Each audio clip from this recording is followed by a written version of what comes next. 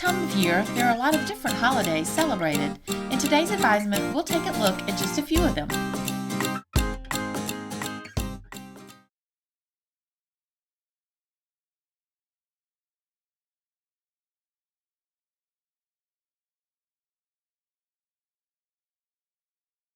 Hey Grockites, today we're gonna grok Hanukkah.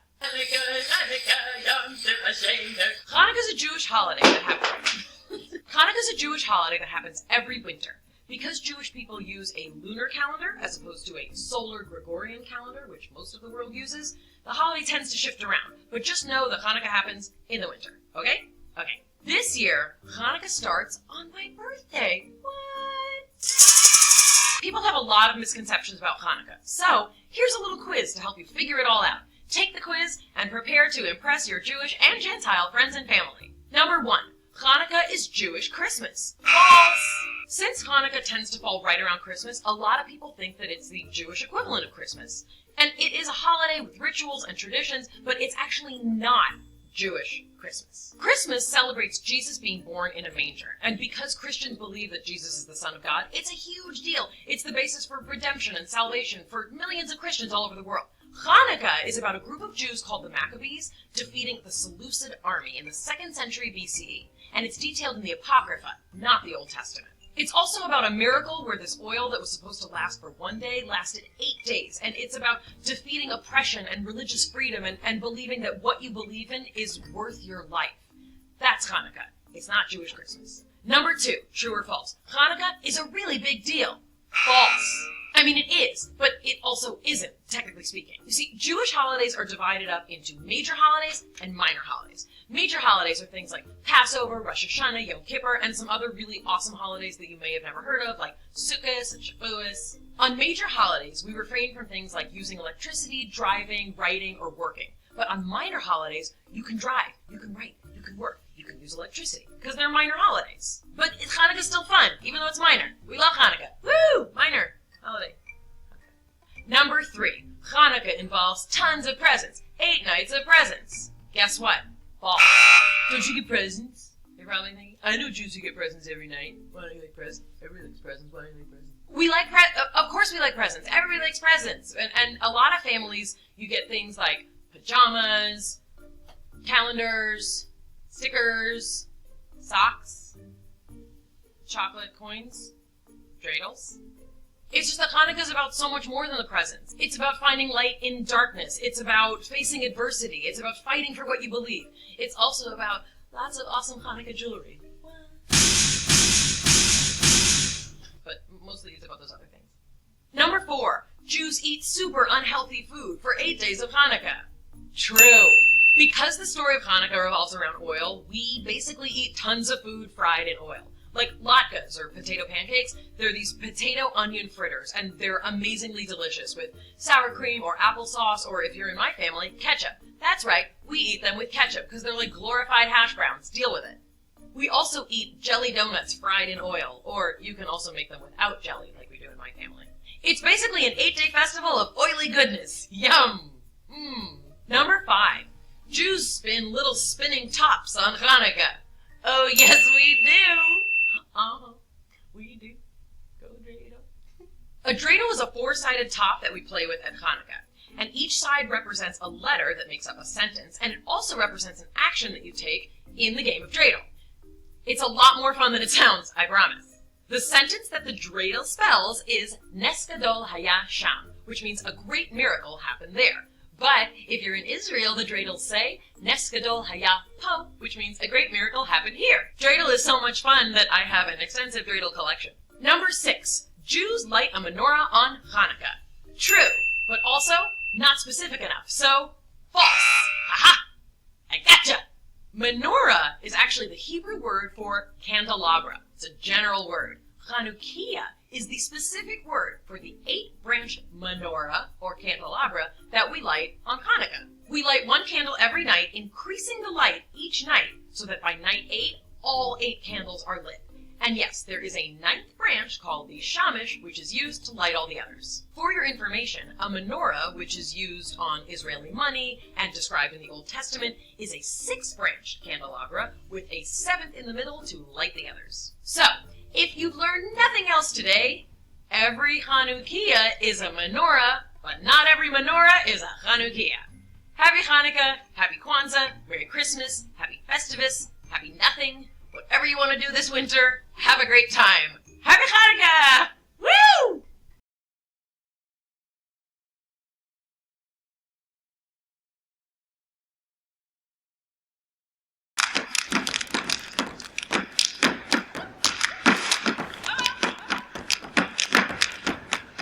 Kwanzaa is a holiday that was started by Dr. Malenga Karenga in 1966. The reason that he felt a need to start a brand new holiday was because he felt that African Americans that lived outside of the continent of Africa were detached from the values and the culture of the continent of Africa. And he wanted them to feel good about themselves and to have something that they could connect to make their lives better. Kwanzaa is actually derived from a Kiswahili word meaning first harvest. All through the continent of Africa and many other places, people celebrate the harvest. They give thanks for the harvest. So Kwanzaa really means first fruits or harvest time.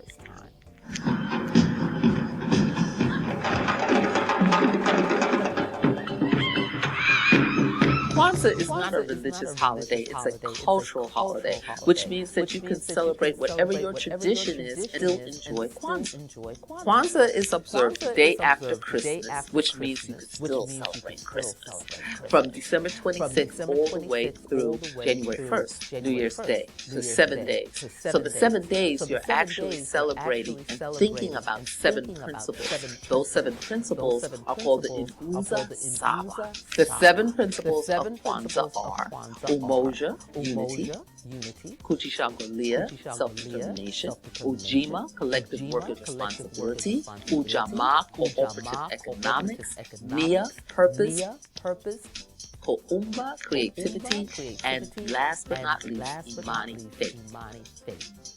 Those are 7 principles that everyone can use to have a better life. It doesn't matter if you're African American, it doesn't matter where you're from. These 7 principles will help you to be a better human being and also help to make the world a better place. The candelabra for Kwanzaa is called a kinnora. It is 7 candles that represent, again, the 7 principles. So the middle candle is black, that represents the people. Then you have 3 candles representing the blood, and then 3 candles that represent the earth or the hard work that you do.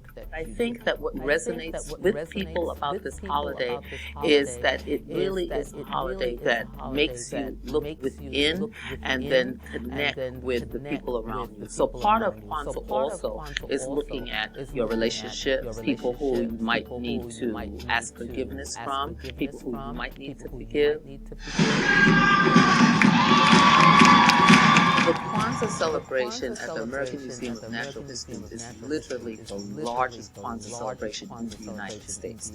Thousands and thousands of people come in to see the Kwanzaa celebration. And as a storyteller, I am just proud, and every year I look forward to coming and sharing with everyone about Kwanzaa. We have about 10,000 people that come together to celebrate every year with shows that include performances as well as storytelling and teaching about the principles and all of the nature of the holiday of Kwanzaa, as well as a popular marketplace that opens for artisans to come and sell their wares at the museum for just one day. You see people of every ethnicity, every race, every religion coming together to celebrate love, to celebrate culture, to celebrate the great and rich contribution of African Americans and the African diaspora. What's wonderful about Kwanzaa for everyone is that it gives everyone the opportunity to learn a little bit more about African American history, which is American history. Then we also get the opportunity to be with family and share personal stories. So when people of any ethnicity come together and they hear these stories, it helps them to understand understand one another better.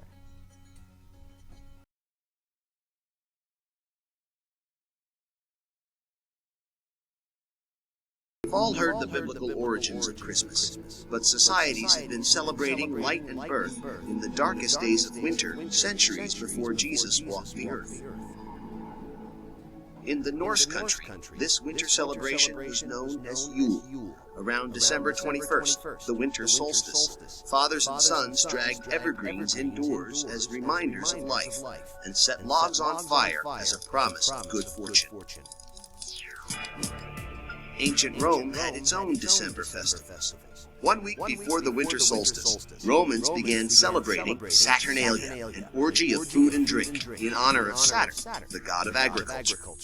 Some Romans, particularly soldiers and government officials, also worshipped Mithra, the sun god. It is believed that to this small but powerful sect, the birthday of Mithra, December 25th, was the holiest day of the year. By the 1st century AD, pagan traditions were being challenged as Christianity took hold throughout the empire. But Christ's birth date remained a mystery, since the Bible doesn't mention exactly when he was born. Since pagan Rome already celebrated the birth of Mithra on December 25th, it is theorized the Church adopted the date as the birth of the Christ child. In the 4th century, the Church made it official, declaring December 25th as the feast day of the Nativity. The Church knew it could not outlaw the pagan traditions of Christmas, so it came to accept them. The evergreens traditionally brought indoors were decorated with apples, symbolizing the Garden of Eden. These apples would eventually become Christmas ornaments. The story of Santa Claus also begins in the 4th century with the death of Nicholas, a beloved Turkish bishop. The anniversary of his death became known as St. Nicholas Day. On December 6th, good children woke to gifts from the kindly saint. Bad children sulked away with nothing. In Holland, he was known as Sinterklaas. 1,500 years later, in America, a seminary professor named Clement Clark Moore reimagined the legend of St. Nicholas. In 1822, Moore wrote a poem called The Night Before Christmas, about a good-natured saint named Santa Claus, who was pulled by a group of reindeer and came down the chimney on Christmas Eve. Like St. Nicholas, Santa Claus spread good cheer and gave gifts to children. Less clear was exactly what this Santa Claus looked like. Then in 1863, Thomas Nast, a cartoonist for Harper's Weekly, settled the matter once and for all with his version of the Christmas Saint. Nast's Santa was rotund and jolly, with a full white beard and a sack full of toys. An American icon was born.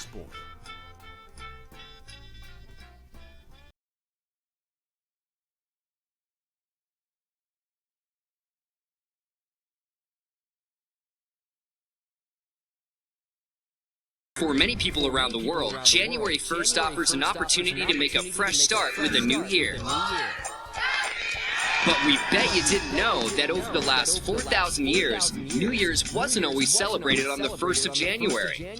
The original New Year's celebration, the massive Babylonian religious festival of Akitu, was held every year around the spring equinox. In 46 BC, Julius Caesar introduced a new calendar that was synced to the sun instead of the moon, officially moving New Year's celebrations from March 1st to January 1st. In the Middle Ages, the Christian Church did away with many of the ancient Roman festivals because of their pagan roots. As a result, New Year's was celebrated on various dates throughout medieval Europe.